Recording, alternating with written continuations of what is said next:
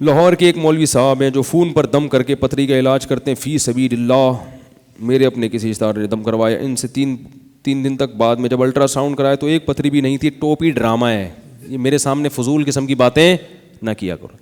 اصل میں لوگوں کے پاس وہ رپورٹیں ہوتی ہیں جن کی پتھری ختم ہو گئی, جن کی پتھری ختم نہیں ہوئی ان کی رپورٹیں کوئی نہیں بتائے گا آپ کو. تو پتھری ایک ایسی چیز ہے بعض دفعہ رپورٹ میں آتی ہے بعض دفعہ رپورٹ میں نہیں بھی آتی.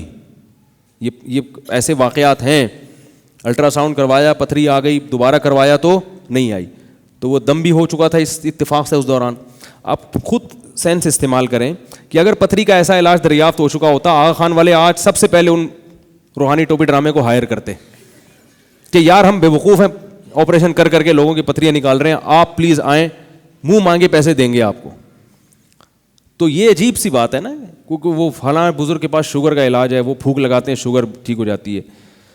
تو بھائی اگر ایسا ہے, ایک ہمارے علاقے میں پہلے جہاں میں رہا کرتا تھا ایک صاحب آئے, وہ چینی پہ دم کر کے دیتے تھے اور شوگر ٹھیک ہو جاتی تھی. چینی پہ شوگر, اور پھر وہ کیلا کھلاتے تھے, ایک کیلا, اس کے بعد زندگی بھر کیلا نہیں کھانا. بس ایسے ڈرامے بازیاں ہوتی ہیں تاکہ لگے مریض کو کہ کچھ ہو رہا ہے. تو وہ شوگر نہیں دمے کا علاج کرتے تھے. پیدائشی دمہ ہوگا تو ایک کیلا کھلاؤں گا اور یہ, اور بس وہ جا رہے ہیں بھائی شفا مل رہی ہے. کچھ بھی نہیں ہو رہا تھا. ہوتا یہ ہے کہ کسی ایک آدمی کی رپورٹ آ جاتی ہے کہ وہ دمہ ختم ہو گیا, وہ ساتھ ساتھ یہ بڑے ہوشیار ہوتے کہتے ہیں علاج بھی جاری رکھیں آپ. تو 100 میں ایک آدمی تو ویسے ہی ٹھیک ہوتا ہی ہو اللہ کی قدرت سے, تو وہ پھر اپنے کھاتے میں ڈال لیتے ہیں. پھر رش لگ جاتا ہے. جب ایک دفعہ رش لگ گیا نا کہیں, اب اس رش کو بھگانا. میں اس پہ ایک چھوٹا سا بس بات سنا کے بیان ختم کرتا ہوں, پھر باقی سوالات ہو گئے نا پورے سوال.